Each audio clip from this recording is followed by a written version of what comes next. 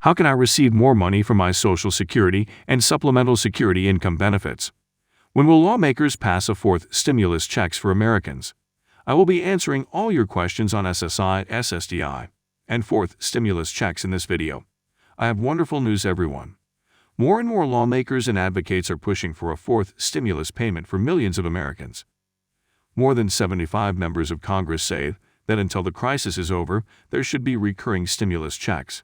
President Joe Biden is being urged by lawmakers to include a fourth round of stimulus check into the $2.3 trillion infrastructure spending plan he's now promoting.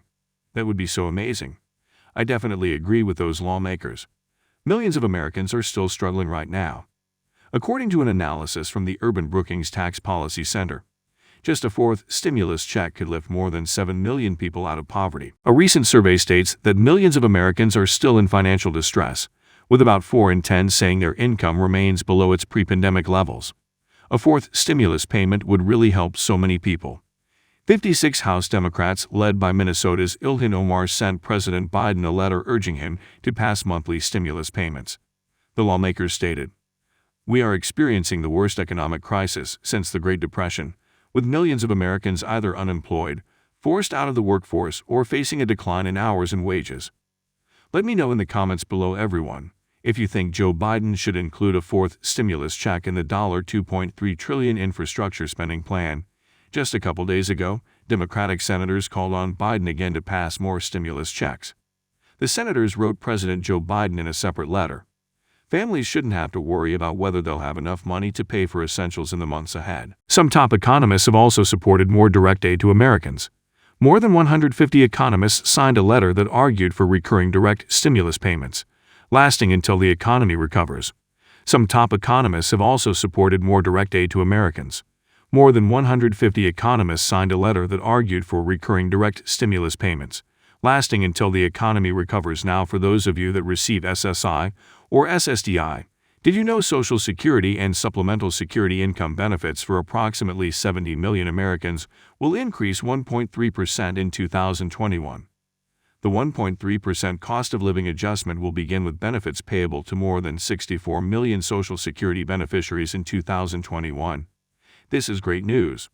Recently, New York lawmakers struck a deal this week to establish a $2.1 billion relief fund for undocumented immigrants and other unemployed workers who were ineligible for federal aid during the pandemic. The fund, which was announced as part of a broader $212 billion state budget agreement, will offer one-time payments of up to $15,600 to undocumented immigrants who lost their jobs during the crisis. I would love to hear your thoughts on this, everyone. Leave them in the comments below. In order to qualify for the money, individuals must prove they are New York residents who were ineligible for unemployment benefits and stimulus checks due to their immigration status. They will also need to demonstrate that they lost income during the pandemic. Other immigrants who are unable to show the same level of verification will be eligible to receive $3,200. That is the same amount that millions of Americans received from the 3 stimulus checks approved by Congress this year and last. According to the Pew Research Center, about 725,000 undocumented immigrants live in New York State. But New York is not the only state to provide undocumented immigrants with stimulus relief. California established its own $75 million cash assistance program last year, giving undocumented immigrants a $500 one-time stimulus check on a first-come basis. Leave any questions in the comments below. That is the end of the video, everyone. I hope you found this video helpful.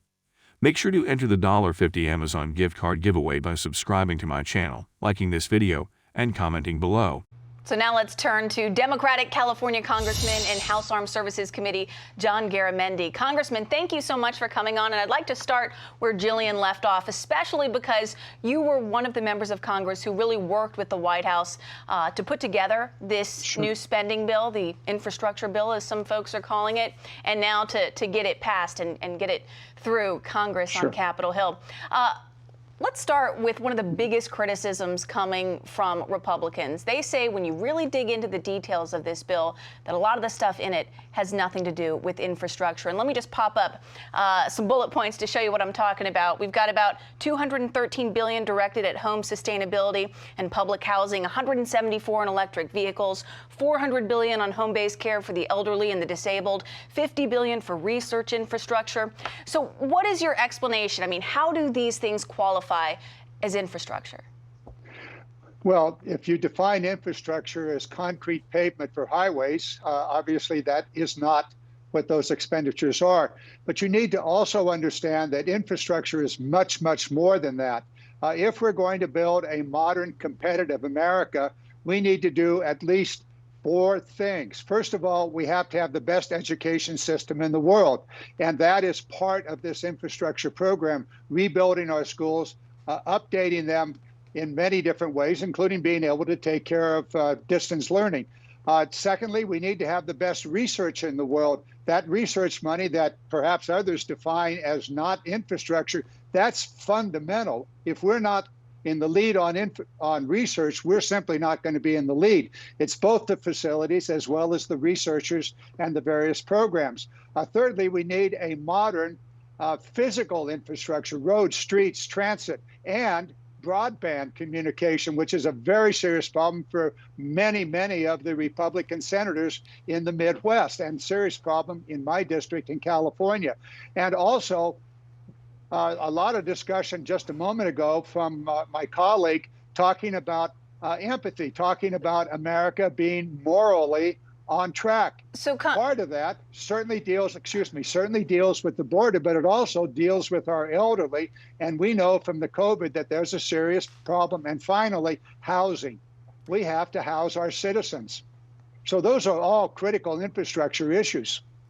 But Congressman, I mean, clearly you say this is all infrastructure. Republicans say it simply does not qualify as infrastructure in the traditional sense of roads, bridges, highways, things of that nature. So, here comes President Biden coming in saying he's going to be the president for unity and bipartisanship. That first spending bill had no Republican support, at least not on Capitol Hill. And now by having this second spending package have a definition of infrastructure that is not traditional, not something that a lot of Republicans can get on board with. Are you worried that this second spending bill is not going to have any Republican support either?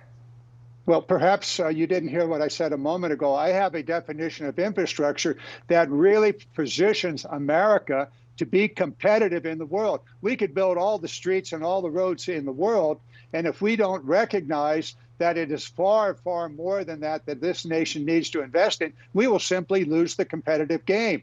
We have to do research. We have to have the research facilities. We have to have the communications infrastructure.